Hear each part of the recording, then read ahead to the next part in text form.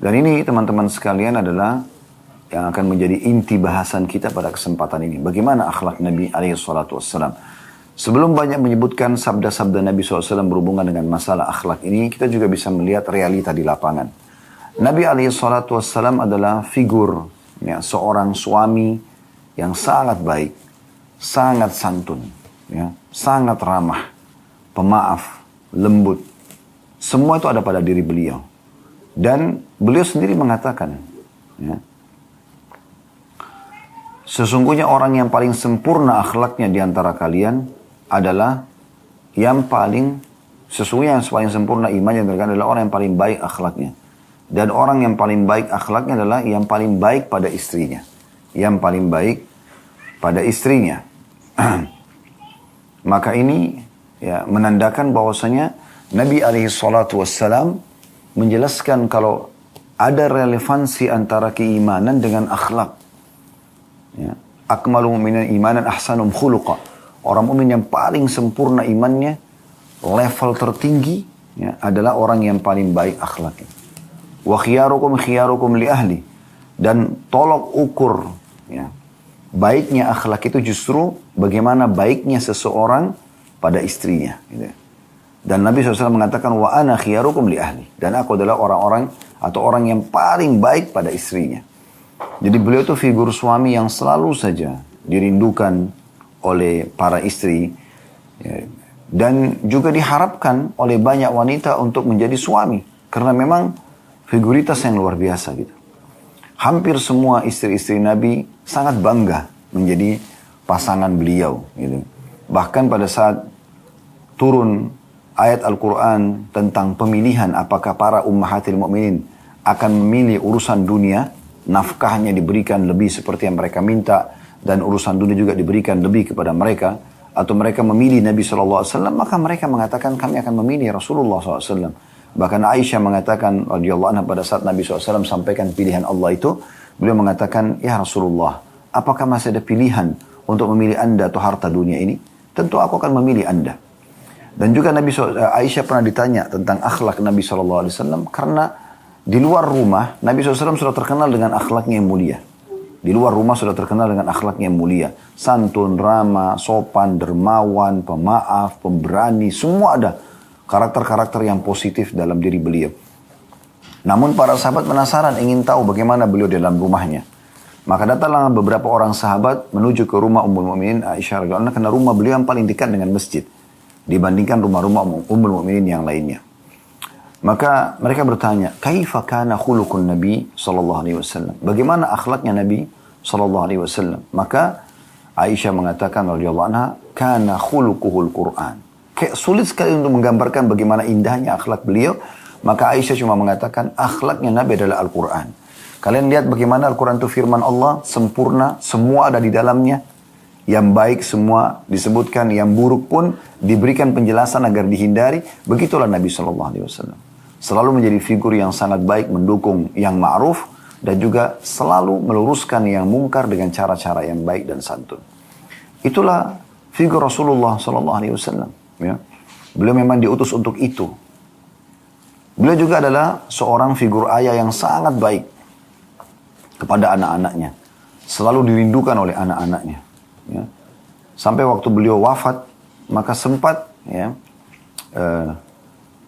ditaburkan tanah ke dalam lubang kuburan Nabi SAW, dan Fatimah radhiyallahu anha melihat ya, ke arah kuburan tersebut sambil meneteskan air mata. Dia mengatakan, apakah jiwa kalian bisa menerima untuk meletakkan tanah ke arah tubuh Nabi SAW? Waktu kena sayangnya sama ayahnya gitu ya. Dan juga pada saat di Mekah sempat salah satu tokoh Mekah, dia seingat saya Uqbah bin Abi Mu'aid yang akhirnya terbunuh di perang Badr, sempat menuangkan kotoran unta di atas kepala Nabi SAW yang mulia pada saat beliau sedang sujud depan Ka'bah. Dan dia juga yang pernah menginjakkan telapak kakinya ke leher Nabi sampai Nabi SAW mengatakan, seakan-akan aku akan meninggal dunia karena kerasnya injakan tersebut. Maka pada saat itu Fatimah datang lalu menangis dan membersihkan kepala ayahnya. Karena merasa ayahnya, dan dia merasa ayah ini hadir dalam hidupnya. Kalau tidak mungkin. Ya. Dan Nabi SAW mencontohkan kepada semua umat ini bagaimana bermuamalah dengan anak kecil. Bermuamalah dengan anak-anak yang atau remaja yang lebih muda. Beliau SAW mengucapkan salam kepada semua orang. Apakah anak-anak, remaja. Dan SAW kalau masuk ke dalam kota Madinah, sementara beliau datang dari perjalanan, apakah safar atau yang lainnya, pasti sudah disambut di pintu gerbang Madinah oleh anak-anak kecil Madinah.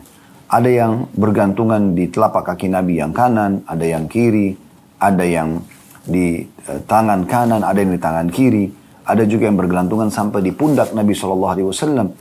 Dan pada saat sudah tidak mampu lagi memegang anak-anak muslimin, beliau mengatakan kepada para sahabat, bantulah aku. Maka Abu Bakar, Umar, dan sahabat-sahabat yang lain menggendong anak-anak muslimin tersebut. Ya.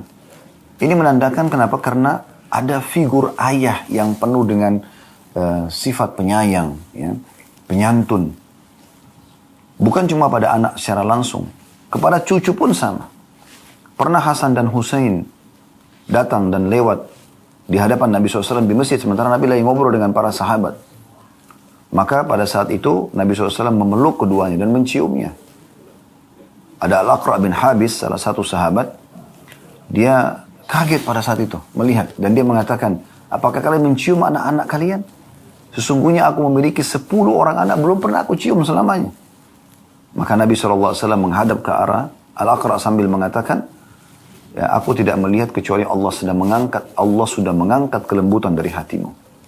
Pernah satu kali Hasan radhiyallahu anhu lewat ya, di hadapan Nabi SAW, dan Nabi memegang kedua telapak tangan Hasan yang kecil, waktu itu masih kecil, dan membiarkan kedua telapak kakinya menginjak telapak kaki Nabi.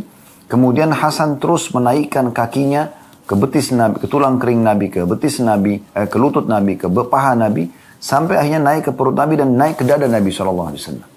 Dan Nabi SAW mengajaknya bercanda di depan para sahabat. Pernah juga Nabi SAW lagi sholat asar. Kemudian beliau pada saat lagi sujud di rakaat terakhir, itu sempat Hasan dan Husain datang. Lagi Nabi SAW sholat. Dan kemudian tiba-tiba keduanya menaiki punggung Nabi SAW di saat lagi sujud. Di saat lagi sujud. Maka Nabi SAW tidak angkat kepalanya. Sampai sebagian sahabat yang meriwayatkan hadis mengatakan, kami mengira sesuatu buruk telah menimpa Nabi SAW. Dan kami mengetahui apa yang terjadi setelah Nabi SAW bangun dan salam.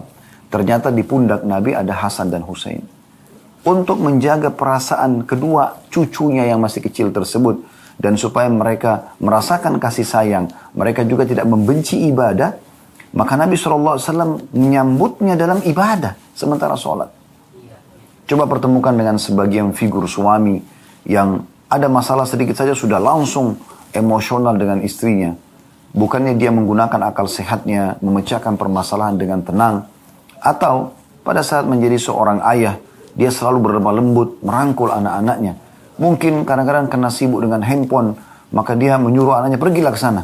Atau mungkin anaknya ingin dipangkul oleh dia pada saat dia masuk ke dalam rumah. Udah ayah capek misalnya. Udah sana, duduk di sana misalnya. Pergilah main, dan seterusnya. Padahal anak-anak itu ada fase di mana dia akan bersama dengan kita dan ada fase mereka tidak akan bersama dengan kita. Fase bersama dengan kita sebagai orang tua adalah di saat mereka lagi 7 tahun pertama. 7 tahun pertama ini umumnya bersama dengan kita, bersama dengan orang tua. Disitulah saatnya mereka bermain. Ya, dan mereka ingin tahu banyak hal. Maka sifat orang tua di sini, karakternya tidak boleh kasar. Makanya Ali radhiyallahu anhu mengatakan, didiklah anak kalian dengan 7 kali 3. 7 tahun pertama semua dengan kelemah lembutan. Karena semua yang mereka lakukan karena keinginan tahu. Bahkan loncat dari sebuah tempat tinggi pun, atau memecahkan gelas pun, bukan karena mereka sengaja. Karena ingin tahu. Bahkan banyak orang tua tidak tahu dalam pendidikan, ini masalah kejiwaan ya. Sering kali ada orang tua cuek dengan anaknya di saat anaknya lagi mau bermain. Bahkan disuruh pergi main sendiri. Padahal anak itu tidak tahu harus main apa. Kemudian dia sibuk dengan handphone atau aktivitas yang lainnya. Di saat misalnya anak itu mencoba sebuah demo, tanda kutip. Misalnya memecahkan gelas, membanting pintu. Lalu orang tuanya teriak dan marah. Bagi anak-anak ini, teriakan dan marah ini adalah bentuk kasih sayang.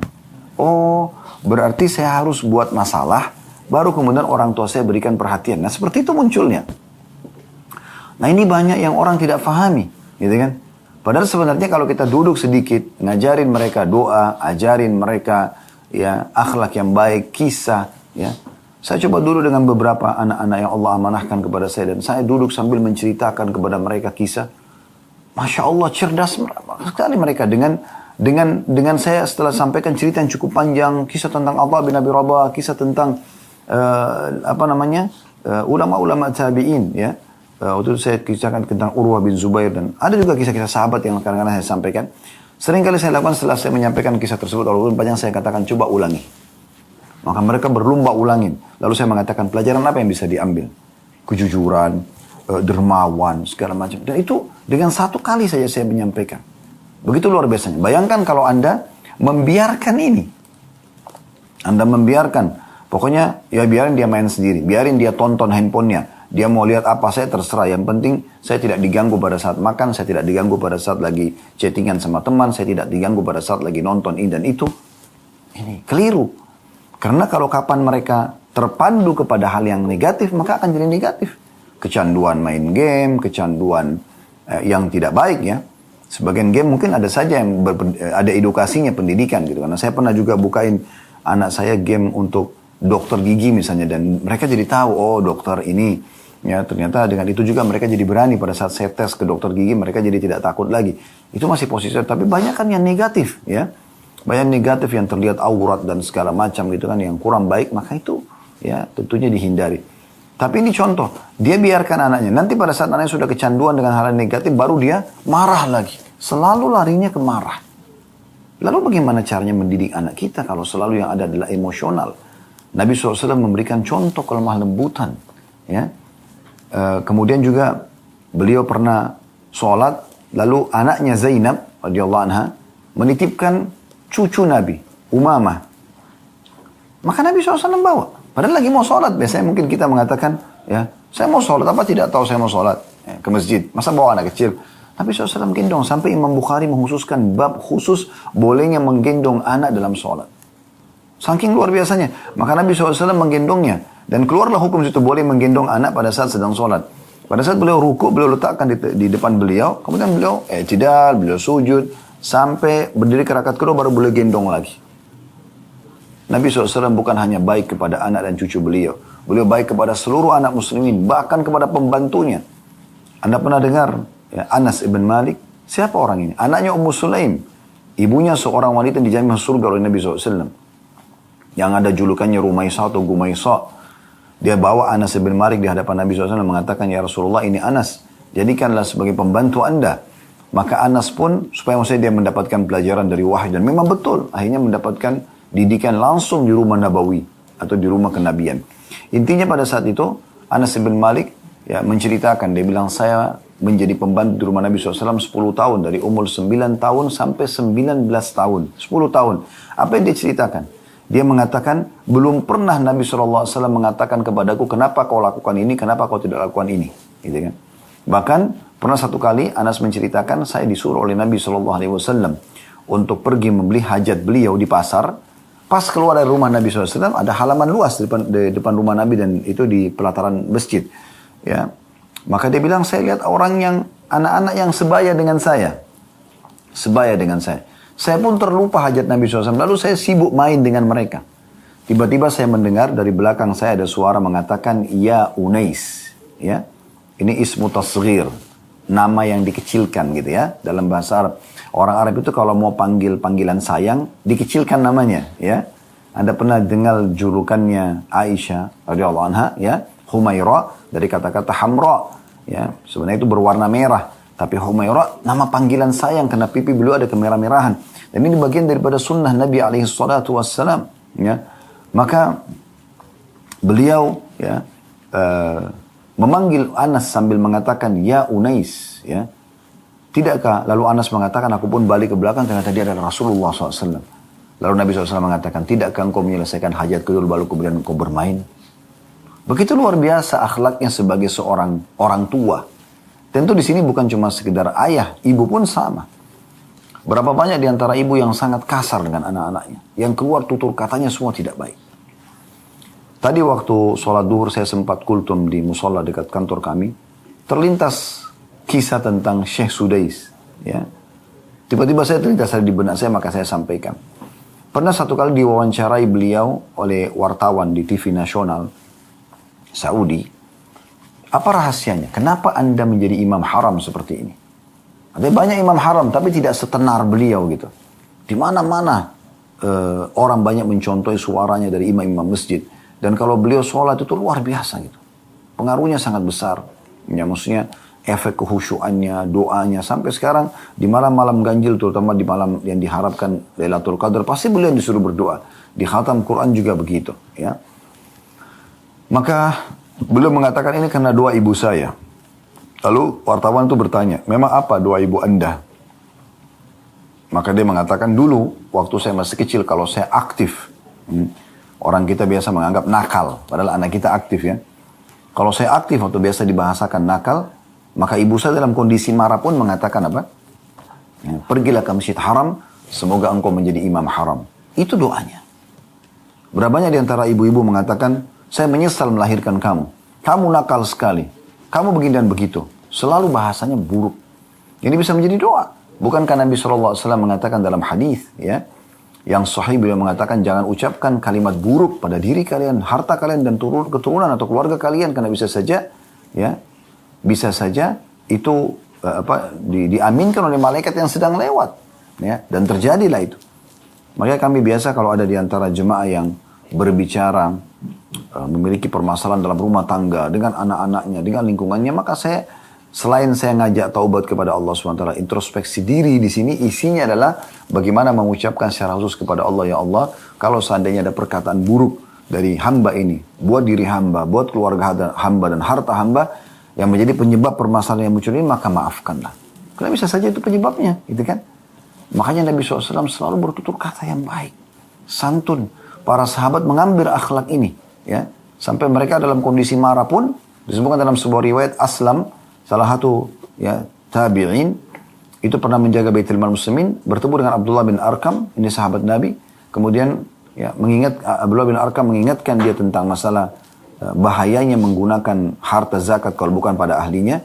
Maka dalam kondisi Aslam sempat tersinggung lalu dia mengatakan, yakfirullahu lak, semoga Allah memaafkan Anda. Kenapa Anda ucapkan ini kepadaku? Jadi bahasa ini sebenarnya yakfirullahu lak di Timur Tengah juga, semoga Allah ampuni Anda. Lalu kemudian dia sebutkan kenapa Anda ucapkan perkataan ini. Juga di Timur Tengah sudah biasa kami dengar itu, Allahu yahdik, semoga Allah berikan Anda hidayah. Kemudian dia mengatakan, kenapa engkau telat? Kenapa engkau lakukan ini? Begitu. Kenapa kita tidak ucapkan kata-kata ini kepada anak-anak kita? Kepada pasangan kita, supaya jadi bagus, gitu kan? Dan banyak contoh dalam masalah ini yang dicontohkan oleh Nabi SAW. Ini sebagian kecil ya, karena melihat keterbatasan waktu kita. Kemudian juga Nabi SAW menjadi seorang figur, ya, sahabat, teman yang sangat sempurna. Sampai beliau selalu dirindukan oleh para sahabatnya. Setiap hari di depan pintu rumah Nabi SAW, sahabat sudah pada ngumpul, gitu. Mau melihat wajah beliau. Karena wajahnya penuh dengan cahaya. Orang yang biasa tenang, ya, tidak emosional, orang yang bijaksana, apalagi orang yang sangat dekat dengan Allah, sering berwudu, sering berzikir, baca Al-Quran, orang yang bertakwa kepada Allah, itu wajahnya bercahaya. Kita melihatnya saja nyaman gitu. Melihatnya saja apa?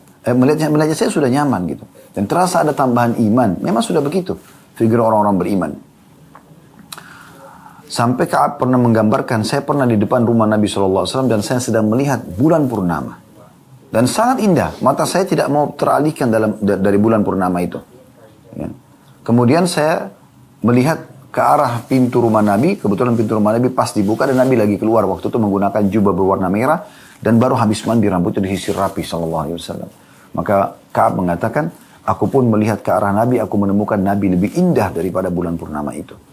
Beliau selalu dirindukan, beliau selalu diceritakan oleh para sahabatnya karena akhlaknya, karena penampilannya, karena segala macam hal. Ya. Mereka sangat senang menjadi para sahabat Rasulullah SAW. Dan kita pun tentu berharap bisa menjadi sahabat beliau karena akhlak-akhlak yang mulia. Beliau selalu menasihati dan merangkul dengan cara yang baik, dengan cara yang santun. Berapa banyak di antara sahabat yang berperilaku kasar karena mereka orang Arab Badui. Disebutkan dalam sebuah riwayat Bukhari bahwasanya ada seorang sahabat Badui datang dan mengatakan, ya Rasulullah, berikanlah aku dari harta yang Allah amanahkan kepada Anda. Perkataan yang kasar, bahkan sebagian mereka ada yang mengatakan, hai Muhammad, berikan harta Allah yang diamanahkan kepadamu. Sebenarnya orang ini terbiasa dengan pola seperti ini. Mungkin dia pun kalau minta makan sama istrinya, mana makanannya, berikan kepada saya. Nah, gitu. Jadi seperti itu. Ya. Tapi subhanallah, ya, Nabi SAW tidak seperti itu. Ya. Beliau tidak marah-marah. Ya. Beliau sangat santun, sangat baik gitu. Ya. Akhirnya beliau mengatakan, baiklah, ambillah ini. Nabi SAW berikan. Setelah Nabi berikan, Nabi SAW masih bertanya di depan para sahabat, cukupkah? Orang itu dengan santainya mengatakan, belum. Sebenarnya, sebagian ulama hadis menanggapi, orang Badui ini bukan kasar sebenarnya. Tapi bawaannya sudah begitu. Pribadinya mungkin karena tidak pernah dibentuk, tidak pernah diberikan masukan tentang akhlak yang mulia, sehingga memang muamalahnya seperti itu. Ada orang bawaannya memang karena lingkungan, karena keluarga yang membentuk dia, menjadi seperti figur yang keras ataupun kasar. Maka Nabi SAW mengatakan, baiklah, silakan ikut ke rumah saya akan berikan kepada Anda. Maka Nabi SAW mengajak orang itu ke rumah, lalu Nabi SAW berikan. Sampai orang itu, waktu Nabi SAW tanya, sudah cukup? Dia mengatakan, sudah cukup. Jazakallahu khairan. Perhatikan, orang ini mengatakan kalimat tersebut. Apa yang Nabi SAW lakukan? Sebagai bentuk akhlak beliau, sebagai seorang sahabat yang baik, beliau ambil positifnya, beliau tinggalkan semua negatifnya. Beliau mengatakan, kalimat kau ini sangat bagus yang kau ucapkan. Ketahuilah, di masjid tadi, waktu kamu pertama datang, kata-kata yang kau ucapkan mungkin sudah menyinggung perasaan sebagian sahabatku. Bisa nggak saya ajak kamu sekarang ke masjid, lalu kamu ucapkan kalimat ini lagi. Kamu katakan jazakallah khair karena sudah cukup pemberian. Supaya mereka tidak tidak salah sangka dengan kamu. Maka dia mengatakan, baiklah. Maka Nabi SAW ajak lalu mengatakan, sesungguhnya di depan para sahabat, orang ini tadi datang dan punya hajat. Dia menyampaikan hajat, kami berikan kepada dia. Kemudian dia masih kurang, kami ajak ke rumah kami. Lalu kami berikan. Dan setelah kami berikan, ternyata sudah cukup buat dia. Bukankah begitu saudaraku? Iya. Lalu bagaimana? Dia mengatakan, jazakallah khairan. Kata Nabi SAW, lihat. Dia mengucapkan perkataan positif ini. Ya. Jadi jangan pernah ada yang marah dengan saudaranya ini. Dan orang itu pergi. Lihat bagaimana Nabi SAW menjadi seorang sahabat yang luar biasa. Gitu kan? Beliau kalau berada di tengah-tengah sahabat, selalu duduk, tersenyum, berbaur dengan mereka. Tidak ada eksklusif. Berbaur dengan mereka, mendengarkan keluhan mereka, memberikan masukan kepada mereka, menerima hadiah yang mereka berikan. Jadi Nabi SAW figur yang luar biasa gitu. Ya. Sampai disebutkan dalam beberapa riwayat, ya, sebagian sahabat menggambarkan, kami belum pernah menemukan tangan lebih lembut daripada tangan Nabi SAW. Bahkan tangan beliau digambarkan lebih lembut daripada sutra. Karena orang yang punya figur, karakter yang lembut itu berpengaruh pada kelembutan tubuhnya. Lihat nggak orang kalau biasa emosional, berkerut sana sini, ya, karena sering marah, ya.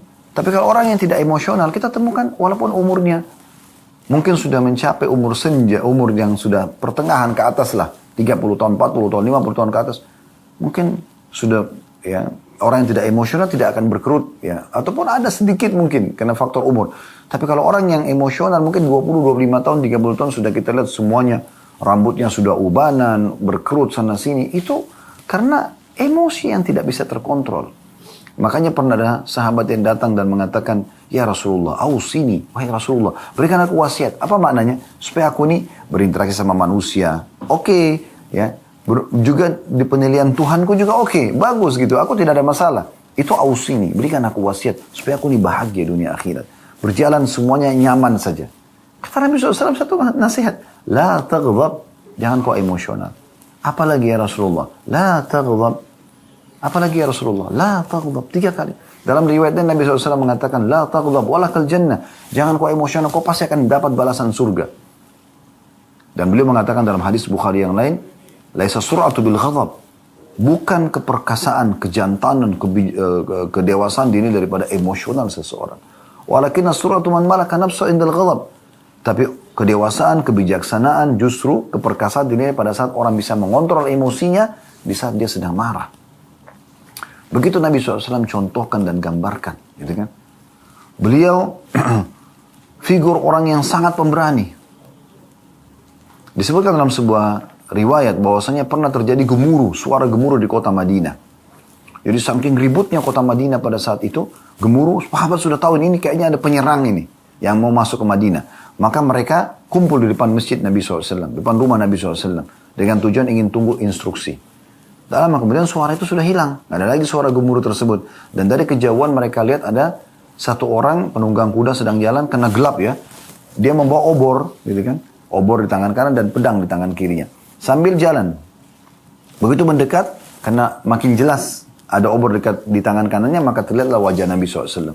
Beliau tidak tunggu orang-orang, beliau dengan kena beraninya, beliau menuju langsung ke tempat lokasi sebagai seorang ya sahabat yang melindungi sahabat-sahabatnya. Bahkan ini bisa masuk dalam contoh seorang pemimpin yang luar biasa. Pemimpin yang menjadi suri tauladan. Bukan hanya duduk, ongkang kaki, perintah orang, enggak. Dia menjadi contoh. Terjun di lapangan. Ya.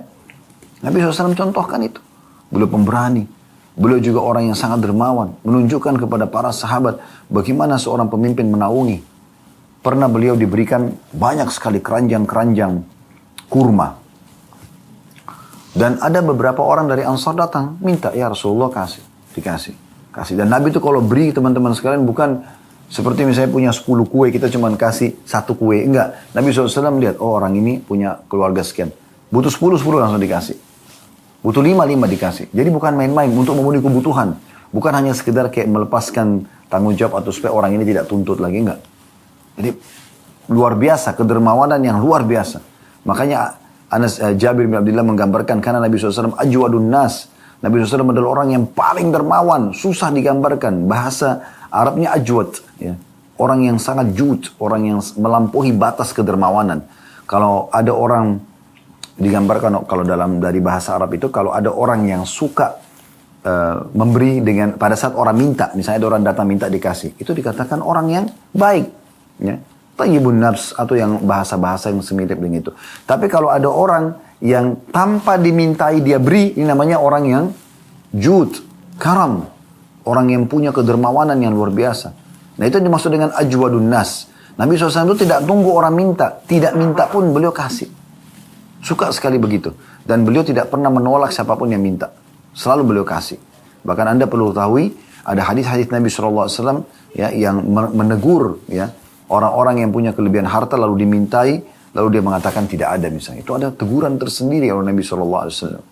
Yang jelas, beliau pernah memberi, akhirnya habis keranjang-keranjang kurma. Beliau sendiri belum makan, beliau sendiri juga belum bawa pulang ke rumahnya.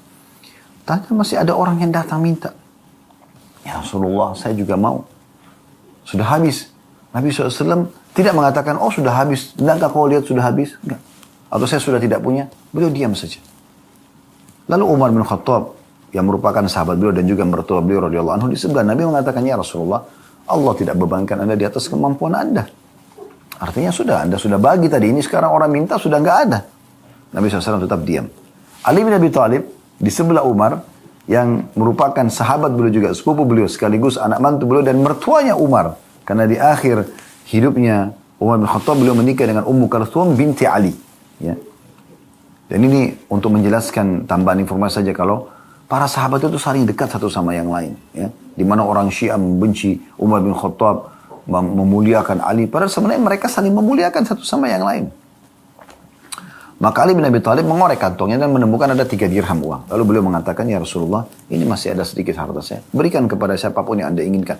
Maka Nabi SAW senyum. Beliau langsung kasih kepada orang yang minta. Lalu beliau mengatakan kalimat yang mulia.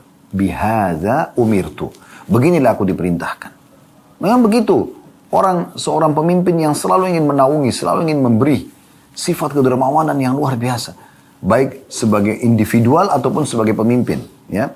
Dan beliau pernah menyebut sebuah hadis yang mulia dan ini diangkat oleh Imam Az-Zahabi rahimahullah dalam kitab Al-Kabair beliau tentang bahayanya bukhul, pelit, lawannya dermawan, gitu kan? Pernah satu kali beberapa orang Ansar datang lalu mengatakan waktu ditanya oleh Nabi SAW, siapa pemimpin suku kalian? Kebetulan pemimpin suku mereka baru wafat. Maka kata mereka Fulan bin Fulan, disebutkan namanya. Kemudian kata Nabi SAW, bagaimana dia? Mereka mengatakan dia tampan, punya wibawa, hanya saja dia bakhil. Dia perhitungan pelit. Ya. Maka kata Nabi SAW, penyakit jiwa apa yang lebih berat daripada pelit itu? Sampai dengan adanya perkataan Nabi SAW yang tegas ini, dan juga beberapa dari Al-Quran dan juga hadis Nabi SAW sudah kami panjang lebar bahas di masalah bukhul ya, tentang kebakhil. Tidak bisa kita jelaskan semua di kesempatan ini. Itu menjelaskan karena adanya ancaman ini masuk dalam kategori dosa besar. 3 buku dosa besar yang kami bedah. Imam Az-Zahabi dalam kitab Al-Kabairnya, Syekh Muhammad bin Najib dalam kitab Al-Kabair, dan Syekh Muhammad bin Al-Wahhab dalam kitab Al-Kabairnya. Ini semua masih berjalan di Rabu malam, nanti malam insyaAllah. Dan kita sudah masih berada di kitab yang ketiga. Kitabnya Syekh Muhammad bin Al-Wahhab rahimahullah dalam kitab Al-Kabairnya. Dan insyaAllah nanti malam kita akan bahas tentang merendahkan dan mengagumi nikmat Allah subhanahu wa ta'ala. Ya, jadi kalau anda punya waktu, anda bisa hadir baik offline ataupun online insyaAllah di Blok M Square nanti malam ya selepas maghrib. Tapi intinya teman-teman sekalian, bagaimana Nabi SAW mencontohkan sifat kedermawanan. Di sini saya ingin berbagi juga kepada orang tua, mungkin wali-wali sekolah Al-Wildan ataupun yang hadir secara online. Ya, coba ubah pola. Ini saran saya saja, ini saran ya. Ubah pola selalu menanamkan kepada diri anak-anak menabung, belikan celengan. Kenapa disuruh menabung? Kenapa bukan disuruh sedekah? Berarti menabung tidak boleh dalam Islam, Ustaz? Boleh, tapi kalau itu menjadi pedoman hidup, selalu ditekan menabung ya nak, belikan celengan. Ini anda sedang menanamkan sifat bakhil kepada dia. Ya. Kalau anda punya 2 orang anak, anda belikan masing-masing celengan, dan anda berikan uang untuk selalu supaya nabung, pastikan sudah terlihat efek sifat bakhil itu. Kapan si kakak memegang celengan si adik, maka si adik akan marah. Kapan si adik pegang celengan si kakak akan marah. Pasti. Ini bisa berantem bahkan. Bukan cuma itu. Kita sebagai orang tuanya pun kalau memindahkan celengan si anak, maka anak akan mengatakan, siapa yang pindahkan celengan saya? Ibu nak. Ibu ini. Nah, ayah ini. Itu kan punya aku. Nah, ini efek daripada itu. Ya. Orang-orang kapitalis mengatakan menabung pangkal kaya. Ini bentrok sekali dengan Islam. Islam adalah sedekah pangkal kaya. Berikan uang jajan kepada anak-anak dan bahasakan ke mereka. Nah, nanti pada saat istirahat, kalau lagi belanja di kantin, ya, belikan temanmu ya. Kalau ada teman yang tidak mampu, ataupun ada sahabat kamu, berikan saja. Tidak masalah. Ajarkan mereka bersedekah. Pergi ke masjid atau musola dekat rumah, berikan uang. Biarkan mereka terbiasa berikan di celengan masjid. Anak-anak kami, karena kami biasakan ini, setiap kali jalan pun, di jalan, kadang-kadang mereka sudah ingatkan, abati, itu ada orang miskin. Nah mereka tahu, sering kami mampir berikan kepada orang-orang ini. Mereka sudah terbiasa, bahkan mereka berlumba. Saya abati, maksudnya saya yang memberikan gitu. Saya berikan mereka untuk memberikan. Maka ini contoh, karena Islam memang mengajarkan begitu. Dan Rasulullah SAW berakhlak dermawan. Kita sedang pelajari akhlak beliau SAW. Tanamkan itu. Kadang-kadang yang saya tidak bisa, masih belum bisa nangkap itu ya. Adanya suami istri yang ribut tentang utang piutang. Kamu pakai uang saya, kamu pakai uang saya. Itu kan uang saya. Subhanallah. Allah menjadikan suami istri sebagai pakaian satu sama yang lain, terus masih perhitungan dengan masalah uang. Ini unik sekali. Ya. Dermawan, kasih saja. Bolehkah istri memberikan kepada suami? Boleh. Bahkan itu sedekah yang paling afdal. Istri Abdullah bin Mas'ud radhiyallahu anhum ajma'in pernah mendengarkan motivasi Nabi SAW untuk sedekah. Bahkan dalam beberapa ulama hadis menceritakan dengan zakat bahkan. Kemudian dia pulang ke rumah, dia mengatakan kepada suaminya Abdullah bin Mas'ud, tadi kami mendengarkan ceramah Nabi SAW tentang sedekah. Ada sedekah saya mau keluarkan. Tapi saya tadinya berpikir untuk memberikan kepada anda. Cuma saya mau tahu hukumnya, boleh nggak? Kalau nggak boleh, maka saya akan alihkan ke orang lain. Cobalah tanya kepada Nabi SAW. Abdullah bin Mas'ud karena punya wibawa seorang suami, dia mengatakan, kamu saja yang pergi tanya. Maka pergilah istri Abdullah bin Mas'ud bersama seorang wanita Ansar yang lain. Datang ke rumah Nabi SAW. Kemudian menanyakan tentang masalah hukum ini. Walaupun bukan Nabi SAW yang keluar adalah Bilal pada saat itu radhiyallahu anhu. Kemudian ditanyakanlah hukumnya. Kalau tidak salah nama istri Abdullah bin Mas'ud Zainab. Ya. Maka Nabi SAW menjawab pada saat itu. Mohon maaf. Dikatakan kepada Bilal, sampaikan kepada Zainab itu. Kebetulan Zainab ini istri Abdullah bin Mas'ud dan satu lagi orang Ansar namanya juga Zainab. Dua-duanya lagi bertanya kepada Nabi SAW tentang hukum yang sama. Mereka wanita yang mampu, mereka mau memberikan kepada suami mereka yang tidak mampu. Maka kata Nabi SAW beritahukan kepada mereka berdua, bahwasanya kalau mereka lakukan itu, mereka akan mendapatkan 2 pahala. Pahala sedekah dan pahala silaturahimnya. Begitu juga dengan suami. Sulit sekali ketemu antara kelanggengan rumah tangga dengan bakhil. Bagaimana bisa? Nggak mungkin. Sulit sekali ketemu kelanggengan persahabatan dengan bakhil. Nggak mungkin. Tapi makin dermawan, makin murah hati, makin ringan tangan dalam memberi. Maksudnya di sini ya. Bukan masalah memukul, tapi memberi. Ya, dermawan, maka makin disukai. Langgengnya hubungan suami istri, langgengnya hubungan antara orang tua sama anak, langgengnya sahabat dengan sahabatnya, mohon maaf, pemimpin sama bawahan, semua ini ya akan langgeng dengan kedermawanan. Makanya Nabi SAW contohkan sifat ini, karakter ini. Beliau orang yang sangat dermawan. Orang yang memberi itu pasti disukai. Orang yang bakhil pasti dibenci. Itu sudah umum. Ini figur Nabi SAW. Beliau orang yang sangat pemaaf. Sifat yang lain. Pemaaf sekali. Suka memaafkan. Dan Allah mengatakan dalam surah Al-Imran. Wal'afina anin nas. Orang yang suka memaafkan orang lain. Memang itu sifat orang-orang beriman. Ya. Allah yuhibbul muhsinin. Allah suka dengan orang yang berbuat kebaikan. Maka kita bisa lihat bagaimana Nabi SAW orang yang suka memaafkan. Pernah Anda dengar tentang Al-Wahsy? Wahsy, ya. Bukan Al-Wahsy, Wahsy namanya. Wahsy ini nama orang yang membunuh Hamzah di perang Uhud. Ya. Maka pada saat itu, Wahsy ini di pembebasan kota Mekah, setelah pembebasan kota Mekah, antara perang Hunain atau setelah perang Hunain, dia datang masuk Islam. Para Nabi SAW marah pada saat itu. Saya normal manusia, sampai Umar bin Khattab mengatakan saya tidak pernah melihat Nabi SAW menangis terisak-isak seperti tangisan pada saat Nabi SAW melihat pamannya Hamzah. Karena dadanya terbelah, jantungnya tercabut, hidungnya dipotong, mutilasi terjadi. Tapi pada saat masuk Islam Wahsy, Nabi SAW terima. Masuk Islamnya Hindun, istri Abu Sufyan yang memotivasi pasukan di perang Uhud. Ya. Dia juga yang menyuruh Wahsy untuk membelah dadanya Hamzah atau mutilasi. Bahkan salah satu dari 10 orang yang Nabi bolehkan untuk dibunuh pada saat menembus kota Mekah, membebaskan kota Mekah, di antaranya Wahsy dan Hindun ini. Tapi Hindun sempat menyelip di kalangan para wanita. Kemudian waktu Nabi SAW jelaskan membaiat para wanita, kalian tidak boleh syirik kepada Allah, kalian tidak boleh membunuh anak-anak kalian, tidak boleh mencuri. Sampai pada penjelasan, kalian tidak boleh berzina. Waktu itu di Mekah, yang berzina hanya wanita budak saja. Budak wanita, tidak orang wanita bebas tidak mungkin berzina. Mereka menjaga kemuliaan diri mereka gitu. Maka sempat Hindun bilang di belakang saf wanita, ya Rasulullah, apakah wanita bebas berzina? Nabi SAW bilang, Hindun, ini orang yang dihalalkan darahnya untuk bisa dibunuh di masa kota Mekah. Karena dia yang memotivasi orang Mekah untuk berperang gitu. Maka tiba-tiba Hindun mengatakan, Asyhadu an la ilaha illallah wa anna Muhammad Rasulullah. Syahadat. Apa yang terjadi? Apakah Nabi SAW marah dengan Hindun? Pura-pura kau masuk Islam. Enggak. Senyum menyambut keislaman itu. Bagi Nabi SAW karena punya sifat pemaaf, lebih penting hidayah sampai kepada orang daripada emosional saya. Gitu. Jadi kalau orang datang minta maaf, berarti dia jelas orang ini mau memperbaiki keadaannya. Ya sudah. Terima saja, selesai. Dan kita akan dapat pahala di sisi Allah Subhanahu wa Ta'ala, gitu kan?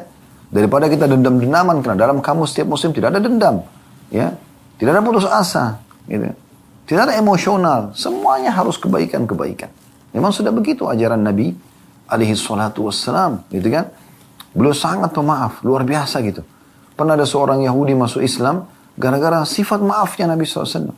Dia sengaja memancing emosi Nabi karena menagih utang para Nabi SAW. Para Nabi SAW bilang belum jatuh tempo, tapi dia paksakan, dia harus minta. Maka Nabi SAW suruh Umar memberikan. Pada saat itu ada Umar, suruh berikan hutang Nabi SAW, maka dibayarlah. Lalu kemudian orang itu syahadat. Dia mengatakan, saya telah menemukan seluruh sifat kenabian pada diri Muhammad, kecuali satu yang belum saya buktikan. Ghalaba hilmuhu ghadabuh. Sifat kasih sayang dan pemaafnya mengalahkan emosinya. Dan saya sudah temukan sekarang. Maka dia syahadat gara-gara itu. Jadi begitulah figur Nabi alaihi salatu wassalam. Beliau sallallahu alaihi wasallam juga sangat baik. Bahkan kepada musuh-musuhnya. Ya.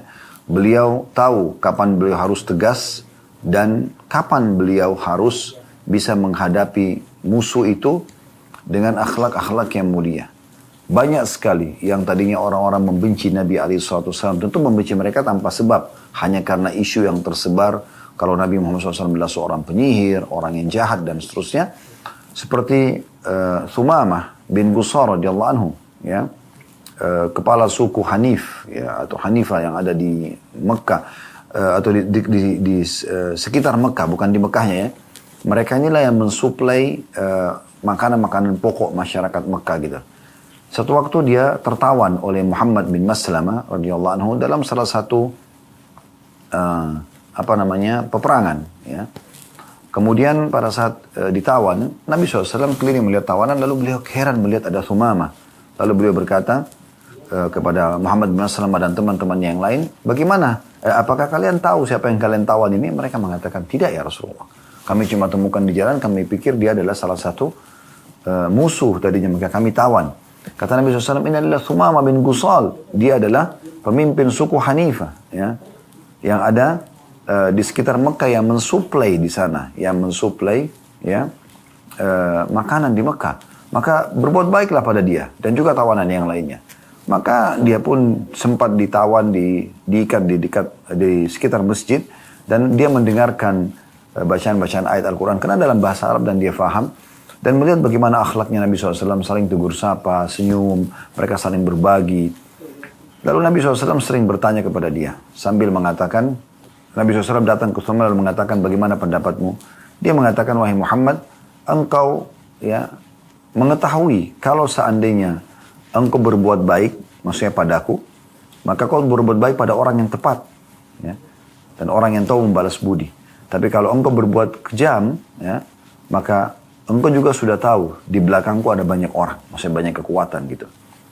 Maka Nabi SAW menawarkan dia Islam, dia masih menolak. Hari pertama, hari kedua, hari ketiga. Setelah 3 hari berlalu, dan Nabi SAW selalu mengatakan begitu, kalau engkau, orang ini mengatakan, kalau engkau memaafkan orang yang tahu berterima kasih. Kalau engkau berbuat sesuatu yang kejam, maka engkau tahu akan berhadapan juga dengan orang yang punya banyak massa di belakangnya. Maka Thumamah kaget waktu itu Nabi SAW mengatakan, pergilah, aku sudah memaafkanmu. Ya. Dan sempat Thumamah mengatakan, minta apa saja, aku akan berikan, yang penting kau bebaskan aku. Tapi Thumamah kaget, karena selama ini mereka tahu tawanan itu cuma 2 keadaannya. Ditebus dengan tebusan yang sangat mahal, apalagi kayak dia kepala suku, atau dibunuh, dihukum mati. Maka Nabi SAW tidak ganggu dia, bahkan selama 3 hari itu ditawan, diberikan makan yang cukup dan segala macam. Kemudian juga, ya, dia dimaafkan oleh Nabi SAW. Maka Thumamah pun keluar dari kota Madinah, kemudian sempat mandi, lalu masuk, lalu syahadat. Setelah syahadat yang mengatakan, ya Rasulullah, dulu adalah anda figur orang yang paling aku benci, sekarang anda adalah orang yang paling aku cintai. Dulu kota anda ini, negeri anda negeri yang paling aku benci, sekarang negeri anda negeri yang paling aku cintai ya Rasulullah. Perintahkan aku apa saja. Maka Nabi SAW mengatakan, lanjutkanlah perjalanan umrahmu. Tadinya Thumamah ini mau umrah gitu. Pergi lanjutkan umrahmu dan lakukan apa yang kau bisa lakukan. Maka dia pun pergi ke Mekah, disambut oleh orang-orang Mekah, karena ini pemimpin suku Hanif ini yang mensuplai makanan pokok orang-orang Mekah gitu. Maka pada saat tawaf, dia mengucapkan talbiyah dan dia menghapus talbiyah syirik. Ya. Talbiyah yang umum dari zaman Nabi Ibrahim AS dan dilanjutkan di zaman Nabi Muhammad SAW. Labbaik Allahumma labbaik, labbaik la syarika laka labbaik, innal hamda wa ni'mata laka wal mulk la syarika lak. Tapi orang-orang Quraisy menambah, illa syarikan huwa lak tamliku wa ma malak. Ada tambahan kesyirikannya. Kecuali sekutu, ya terjemah labbaik Allahumma labbaik, ya Allah aku jawab panggilanmu dengan santun, labbaik la syarika laka labbaik, aku jawab panggilanmu dengan santun, tidak ada sekutu bersamamu, innal hamda, segala puji-pujian, wa ni'mata, dan nikmat, innal hamda wa ni'mata laka wal mulk, milikmu lah, dan juga seluruh kerajaan, la syarika lak, tidak ada sekutu bersamamu.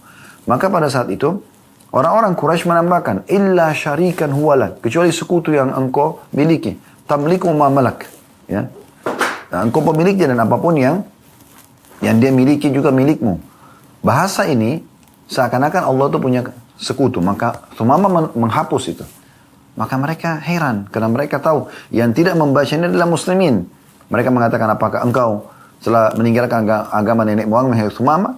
meninggalkan agama nenek moyangmu, hai Sumama?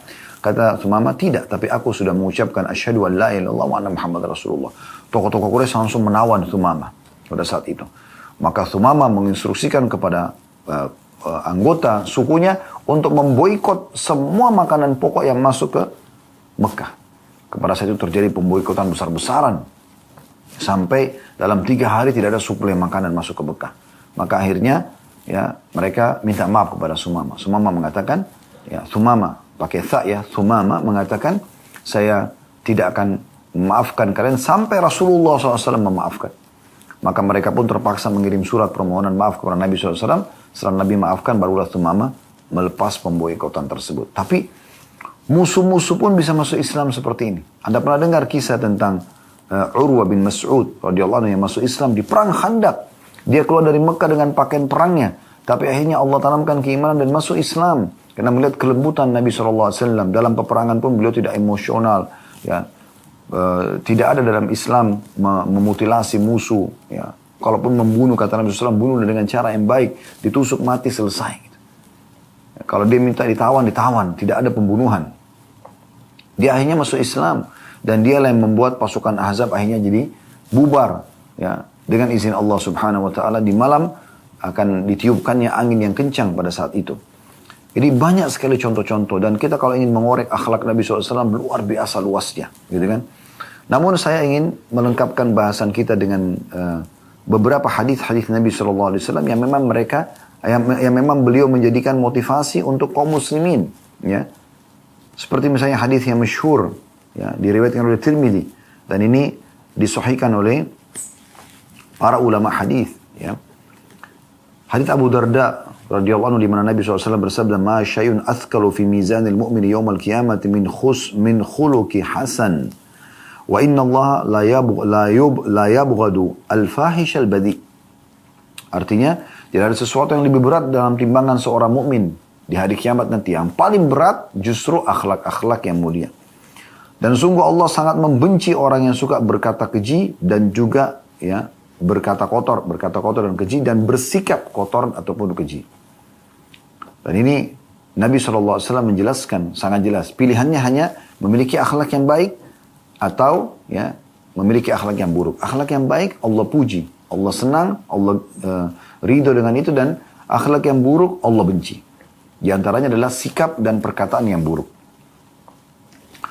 Dan kita ambil pelajaran dari hadits Abu Darda radhiyallahu anhu bagaimana akhlak santun, dermawan, pemaaf, ya. Ini semuanya dan rangkaian-rangkaian teman-temannya ya, dari semua akhlak-akhlak yang baik, jujur, amanah, tanggung jawab, bakti sama orang tua, semua ini ya itu akan menjadi satu rangkaian pemberat di timbangan amal hari kiamat. Di dalam hadis yang lain juga masih dari Abu Darda radhiyallahu anhu, dan hadis ini masih riwayat Tirmidzi dan juga dinilai hasan. Kalau tadi hadis sahih, ini hadis hasan. Kata Nabi SAW, "Ma min syai'in yudha'u fil mizani athqalu min husnil khuluq." Tidak ada sesuatu yang akan diletakkan di timbangan amal seseorang pada hari kiamat yang lebih berat daripada akhlak. Wa inna sahiba husnil khuluqi la yablughu bihi darajata sahibis shaumi was shalah. Dan ketahuilah sungguhnya orang-orang yang berakhlak mulia itu akan mencapai derajat-derajat tinggi di surga yang dicapai oleh orang-orang yang rajin puasa dan juga rajin sholat. Juga hadis Abu Hurairah radhiyallahu anhu. Dalam hadis yang diriwayatkan Tirmidzi juga dan Ibnu Majah dan dinyatakan sahih oleh para ulama hadis, yaitu Abu Hurairah mengatakan, "Su'ila Rasulullah sallallahu alaihi wasallam an aktsari ma yudkhilun nas al-jannah." Ditanyakan kepada Nabi SAW, apa sih yang paling banyak membawa orang masuk dalam surga? Tiket VIP ke surga apa sih? Supaya gampang masuk surganya. Nabi SAW simpulkan dua. Faqala taqwallah wa husnul khuluq. Patuh kepada Allah, apa yang Allah perintahkan kerjakan, apa yang Allah larang jauhi, dan akhlak yang mulia. Itu partnernya. Artinya, kalau ada orang beriman tapi akhlaknya buruk, itu tidak ada kebaikan padanya. Atau dia akhlak baik tapi tidak beriman, juga tidak ada kebaikannya. Tidak dinilai di sisi Allah SWT. Ya. Ini nanti kita lanjutkan hadisnya, tapi saya kuatkan dengan hadis lain, riwayat Bukhari Muslim juga. Pernah ada seorang sahabat bertanya, "Ya Rasulullah, di Madinah dia ada seorang wanita yang tidak pernah ketinggalan puasa Di siang hari tidak pernah ketinggalan sholat malam. Tapi lisannya tajam kepada tetangganya. Buruk akhlaknya. Kata Nabi SAW, la khaira fiha hiya finnar. Mohon maaf. Nggak ada kebaikan padanya. Dia pasti masuk neraka. Lalu orang yang sama mengatakan, ya Rasulullah, di Madinah ada seorang wanita, justru ibadahnya biasa saja. Tapi akhlaknya baik. Lisannya santun. Kata Nabi SAW, al khaira fiha wa hiya fil jannah. Kebaikan ada padanya dan dia pasti masuk surga. Coba bayangkan. Tiket VIP ke surga. Itu luar biasa. Kemudian dikatakan masih lanjutan hadis tadi riwayat Tirmidzi dan Ibnu Majah, wa su'ila an aktsari ma yudkhilun nas al-nar, faqala al-famu wal farj. Dan ditanyakan kepada Nabi SAW yang paling banyak membawa orang masuk ke dalam neraka, beliau mengatakan mulut, ya, dan kemaluan. Lisan yang tajam. Ucapan orang mukmin hanya bisa keluar mas saja, tanda kutip sini, maksudnya semuanya kata-kata baik. Zikir, berdoa, nasihat, ya, atau hal yang mubah. Misalnya nanya kabar orang, tunjukin jalan yang alamat orang. Dan tidak ada kata-kata buruk dari lisan seorang mukmin. Ya, tidak ada kata-kata kasar yang keluar. Begitu juga kemaluannya tidak disalahgunakan. Tidak diletakkan pada, ya, tempat yang salah. Ya. Maka itu adalah akhlak yang luar biasa. Ya, akhlak yang luar biasa gitu. Ya. Sehingga dia cuma meletakkan pada yang halal saja kemaluannya. Ya. Dan ini harus diperhatikan baik-baik oleh setiap mukmin tentunya. Dan kita kalau ingin bahas tentang hadis-hadis tentang masalah akhlak banyak sekali. Ya. Tapi saya rasa rangkaian tadi, contoh-contoh dari Rasulullah SAW di lapangan, ya, dan dipraktikkan oleh beliau dengan beberapa tadi hadis keutamaan akhlak ini, sudah cukup mewakili insya Allah. Baik teman-teman sekalian, baik teman-teman dari Al-Wildan dan juga yang lainnya. Mungkin sampai sini bahasannya, sudah pukul 14:09 kurang lebih. Semoga apa yang kita bahas hari ini bermanfaat dan insya Allah kita ketemu di kesempatan lain nanti. Subhanakallahumma bihamdika asyhadu an la ilaha illa anta astaghfiruka wa atubu ilaik. Wassalamualaikum warahmatullahi wabarakatuh.